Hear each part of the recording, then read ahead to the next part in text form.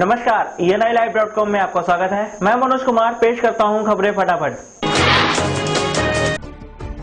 मसूरी में चल रहे विंटर कार्निवल के दूसरे दिन यहाँ सांस्कृतिक आयोजनों का लोगों ने खूब लुत्फ उठाया। इसके चलते जहाँ कड़ाके की ठंड में लोगों ने कथक का आनंद लिया, वहीं अन्य कलाकारों की प्रस्तुति पर लोगों ने दर्शकों का ध्यान खींचा। इस मौके पर कथक प्रस्तुत करने आए कलाकार आरुषि ने जहाँ भारतीय संस्कृति की तारीफ करते हुए लोगों को भारतीय संस्कृति के लौट आने का संकेत दिया, वहीं उन्होंने कथक को लोगों से जोड़ने वाला नृत्य भी बताया।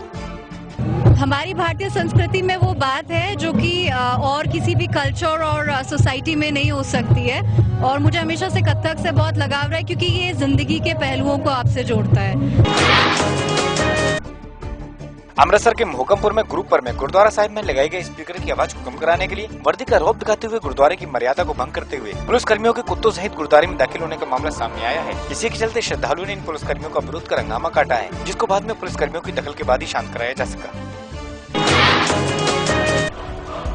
बरेली की सिरौली नगर पंचायत के चेयरमैन ममता पांडे के पति सुरेश पांडे पर जिले के थाना सिरौली में मामला दर्ज किया गया है। बताते कि यहाँ ये मामला बच्चों के विवाद से लेकर शुरू हुआ था, जो बड़ों की लड़ाई में तब्दील हो गया। बाद में इस मामले में दोनों पक्षों की ओर से मामला दर्ज कराया गया, जिसमें पुलिस ने सभी पहलुओं पर विचार कर कार्रवाई की है।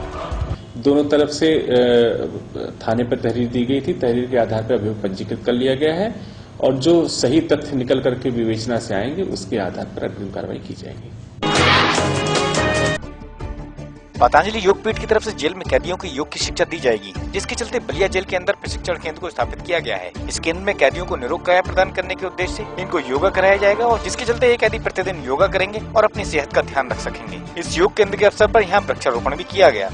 योगियों ने, कैदियों ने सोचा कि क्यों न योग में योग हम लोग चलाते ही हैं, तो हमारे योगी और स्वदेशी भाई के लिए एक कार्यक्रम रखा जाए। उसी कार्यक्रम के निमित्त हम लोग यहाँ पर आए थे। भ्रष्टाचार है कि कम होने का नाम नहीं ले रहा। इस बार मामला शिक्षा विभाग का है, जहां चंदौसी के फजलुर रहमान इंटर कॉलेज में प्रिंसिपल के पद की नियुक्ति का मामला भ्रष्टाचार की भेंट चढ़ता नजर आ रहा है। इस पद पर जहां सहायक निदेशक अपने व्यक्ति की तैनाती चाहते हैं, जिसके चलते शिक्षा विभाग की हर जगह बदनामी हो रही है।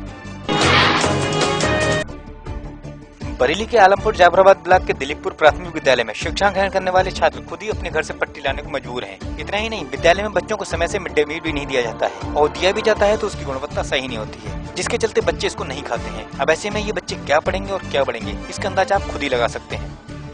पिंकी बेटा, तो जब कौन सी क्लास में पढ़ती हो आप? 3 में। तो ये फट्टा बैठने के लिए आप अपने पास से लाती हो? कब से लाती हो घर से?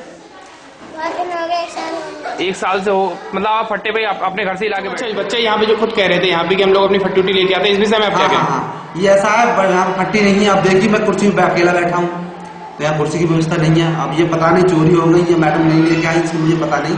जो स्थिति सामने है वहाँ की मौजूद है। अभी के लिए बस इतना ही। देश दुनिया की ताजा तरीन खबरों के लिए बने रहिए हमारे साथ। नमस्कार।